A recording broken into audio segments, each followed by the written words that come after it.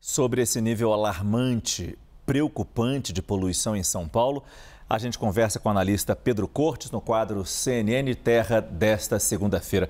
Professor, boa noite. Boa noite. É uma combinação muito perigosa, né? A secura do ar, a poluição que nós já temos tradicionalmente agravada nesta época do ano, dos carros e ônibus em circulação na cidade, e ainda vem a fumaça das queimadas das florestas lá da Amazônia. Tudo isso gera esse céu cinza que nós estamos vendo aqui. Exatamente, Márcio. Parece a tempestade perfeita, né? Nós temos a fuligem, né? O material particulado das queimadas, que vem aumentando de maneira significativa, né? Mas nós também temos uma população de quase 11,5 milhões de habitantes que precisa, essa população, de transporte público.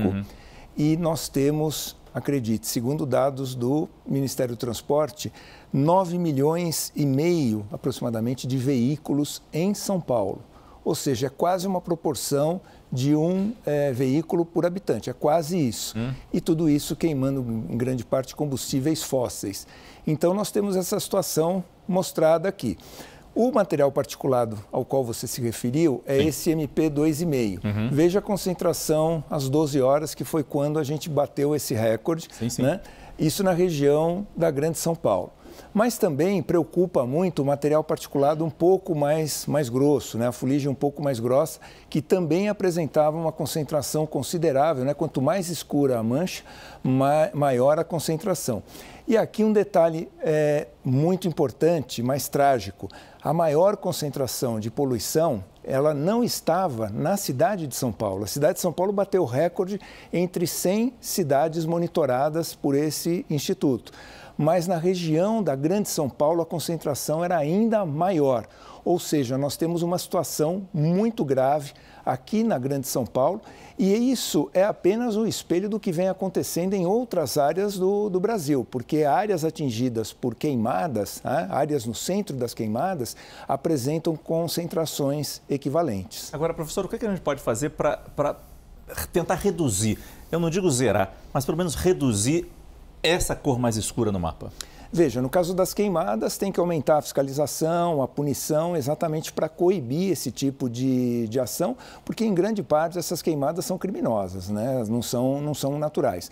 Mas os municípios também podem fazer a sua parte, né? Uma delas é melhorar a qualidade do transporte público, oferecer um transporte público de qualidade, capaz de absorver a população que utiliza o automóvel, mas esse transporte público deveria utilizar prioritariamente energia elétrica, porque grande parte da energia elétrica gerada no país, ela é de fonte limpa. E aqui nós não teríamos a emissão de poluentes, né, em ônibus elétricos, por exemplo. Uma outra medida que eu defendo, que não é muito popular, é o retorno da inspeção veicular.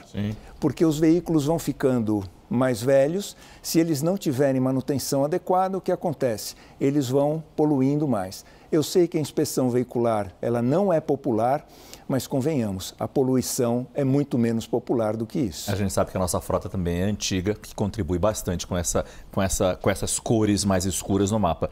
Agora, professor, vendo lá o índice desse Instituto de Poluição, que mediu a poluição, São Paulo conseguiu ultrapassar Lahore, no Paquistão, que normalmente já é uma cidade bastante poluída, bastante suja o ano inteiro. Mas aí você vai pesquisar o que Lahore faz quando os índices ficam piores. Estimula-se, por exemplo, as escolas a não abrirem, estimula-se home office, o trabalho remoto, para as pessoas circularem menos na cidade, estimula-se fechando os parques para que as pessoas não façam exercício ao ar livre. Hoje, o dia que São Paulo ultrapassou Lahore e ficou mais poluído, vida normal. Escolas abertas, parques abertos, trânsito normal. A gente tinha que começar a pensar já em medidas de emergência para esses dias que, infelizmente, sabemos, podem vir a se repetir? Márcio, essa é uma ótima oportunidade para a gente discutir isso, porque as candidaturas à prefeitura estão aí, né?